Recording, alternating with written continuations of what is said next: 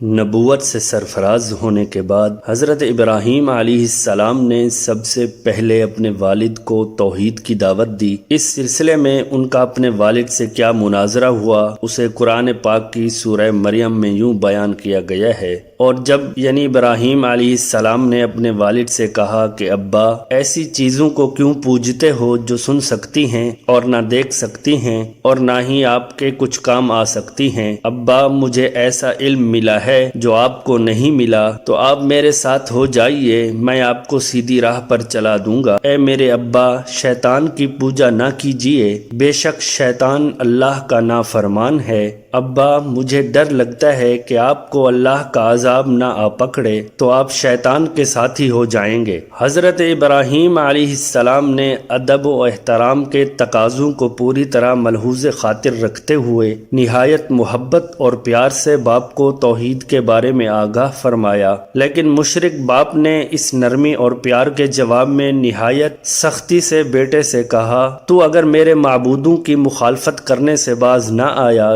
تو یاد رکھ میں تجھ سے بہت سختی سے پیش آؤں گا۔ قرآن کریم میں ہے، یعنی آزر نے کہا کہ اے ابراہیم اگر تو باز نہ آیا تو میں تجھے سنسار کر دوں گا اور تو ہمیشہ کے لیے مجھ سے دور ہو جا۔ اس موقع پر ابراہیم علیہ السلام نے السلام علیکم کہا اور کہا کہ میں آپ کے لیے اپنے پروردگار سے بخشش طلب کروں گا، بے شک وہ مجھ پر مہربان ہے۔ حضرت ابراہیم علیہ السلام کی قوم کا عید کا دن قریب آیا تو پوری قوم شہر سے باہر جا کر عید کی خوشیاں منانے کی تیاریوں میں مصروف ہو گئی۔ لوگوں نے حضرت ابراہیم علیہ السلام کو بھی ساتھ چلنے کی دعوت دی، لیکن انہوں نے ساتھ جانے سے انکار کر دیا۔ دراصل وہ کسی ایسے ہی موقع کی تلاش میں تھے کہ جب کوئی نہ ہو اور وہ سب سے بڑے عبادت خانے میں رکھے بتوں کو مسمار کر سکیں۔ چنانچہ لوگوں نے عید کی صبح سب سے پہلے اپنے بتوں کو سجایا، پھر حسب روایت ان کے آگے طرح طرح کے کھانے سجائے۔ ان میں رواج تھا کہ میلے سے واپس آ کر اس کھانے کو بڑے احترام سے کھاتے تھے۔ اس کام سے فارغ ہو کر سب لوگ شہر سے باہر میلے میں چلے گئے تو حضرت ابراہیم علیہ السلام کلہاڑا لیے بت خانے میں داخل ہو گئے۔ قرآن پاک میں اللہ تعالیٰ ارشاد فرماتا ہے، حضرت ابراہیم علیہ السلام یعنی چھپتے چھپاتے ان کے معبودوں کے پاس گئے اور فرمانے لگے، تم کھاتے کیوں نہیں؟ تمہیں کیا ہو گیا ہے؟ تم بولتے کیوں نہیں؟ پھر ان کو دائیں ہاتھ سے مارنا اور توڑنا شروع کر دیا۔ جب تمام بت توڑ دیے تو آپ علیہ السلام نے کلہاڑا بڑے بت کے کندھے پر لٹکا دیا اور گھر واپس آ گئے۔ شام کو لوگ خوشی خوشی میلے سے واپس آئے اور بتوں کے پاس پہنچے تاکہ کھانا تناول کریں، لیکن وہاں کا تو منظر ہی ہیبت ناک تھا، سب بت اوندھے پڑے تھے۔ یہ منظر دیکھ کر وہ غصے سے پاگل ہو گئے۔ ان میں سے بہت سوں کو یقین تھا کہ یہ کام ابراہیم علیہ السلام ہی نے کیا ہوگا۔ قرآن پاک میں یوں ارشاد فرمایا گیا ہے، لوگوں نے کہا کہ ہم نے ایک نوجوان کو ان کا ذکر کرتے ہوئے سنا ہے، اسے ابراہیم کہتے ہیں۔ چنانچہ حضرت ابراہیم علیہ السلام کو بلایا گیا۔ جب آپ علیہ السلام آئے تو مشرکوں نے کہا، اے ابراہیم ہمارے معبودوں کے ساتھ تم نے کیا کیا ہے؟ ابراہیم علیہ السلام نے کہا، یہ ان کے بڑے بت نے کیا ہوگا، اگر وہ بولتے ہوں تو ان سے پوچھ لو۔ انہوں نے اپنے دل میں غور کیا تو آپس میں کہنے لگے، بے شک ہم ہی ظالم ہیں۔ پھر یعنی شرمندہ ہو کر سر نیچے کر لیا اور بولے، تم جانتے ہو کہ یہ بولتے نہیں؟ یعنی ابراہیم علیہ السلام نے کہا، پھر تم اللہ کو چھوڑ کر کیوں ایسی چیزوں کو پوجتے ہو جو تمہیں کچھ فائدہ دے سکے اور نہ نقصان؟ تف ہے تم پر اور جن کو تم اللہ کے سوا پوجتے ہو ان پر، کیا تم عقل نہیں رکھتے؟ بے خطر کود پڑا آتش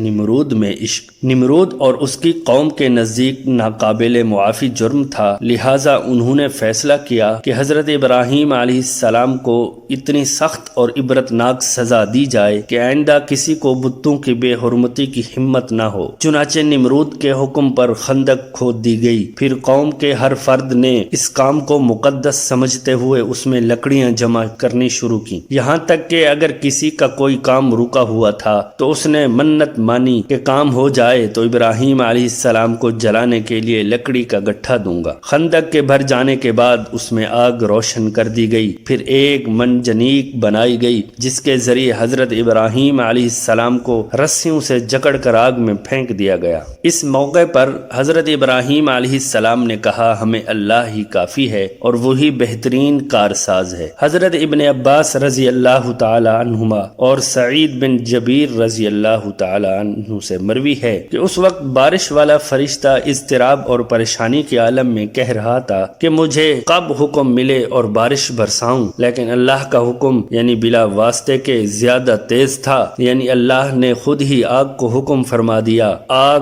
گل و گلزار بن گئی۔ قرآن کریم میں ارشاد باری تعالی ہے، ہم نے کہا اے آگ ابراہیم پر ٹھنڈی اور سلامتی والی ہو جا۔ مروی ہے کہ حضرت ابراہیم علیہ السلام کے ساتھ تھے اور آپ علیہ السلام کی جبین اتھر یعنی پیشانی سے پسینہ پونچھ رہے تھے اور اس پسینے کے علاوہ انہیں اور کوئی تکلیف نہیں پہنچی۔ حضرت ابو ہریرہ رضی اللہ تعالی عنہ سے مروی ہے کہ حضرت ابراہیم علیہ السلام کے والد کے کہے ہوئے کلمات میں سب سے اچھے کلمات وہ ہیں جو اس نے اپنے بیٹے کو آگ کے اندر دیکھ کر کہے تھے، اے ابراہیم تیرا پروردگار بہترین پروردگار ہے۔ حضرت منہال بن عمرو رحمہ اللہ سے مروی ہے کہ حضرت ابراہیم علیہ السلام اس آگ میں 40 یا 50 دن ٹھہرے اور انہوں نے فرمایا کہ میں نے ان دنوں سے اچھی زندگی نہیں گزاری اور میری تمنا رہی کہ میری پوری زندگی اسی کی طرح ہو جائے۔